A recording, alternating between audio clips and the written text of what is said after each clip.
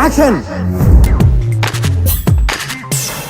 టాలీవుడ్ లో ఒకప్పుడు అగ్ర హీరోలతో నటించిన హీరోయిన్ రంభ పెళ్లి పెటాకులైంది. ఈ మధ్య సెలబ్రిటీల పెళ్లిళ్లు జరగటం, అందులోనూ ఏదో ఒక వివాదం కమ్ముకోవటం ఈ మధ్యలో తరచూ జరుగుతున్నదే. ఇదే తీరులో నటి రంభ పరిస్థితి ఉందన్న సంగతి తెలిసిందే. ఒకప్పుడు టాప్ టాలీవుడ్ హీరోలతో జతకట్టి అభిమానుల కలల దేవతగా మారిన రంభ 2010లో కెనడాకు చెందిన ఇంద్రకుమార్ను ప్రేమించి పెళ్లాడారు. అనంతరం భర్తతో కలిసి వెళ్లిన ఆమె కొంతకాలం బాగానే ఉన్నారు. 2 పిల్లలు పుట్టిన తర్వాత కూడా టీవీ షోలలో పాల్గొని అన్యోన్య దంపతులుగా కనిపించిన వారు అంతలోనే విభేదాలతో విడిపోవడం అందరినీ షాక్ కి గురిచేసింది.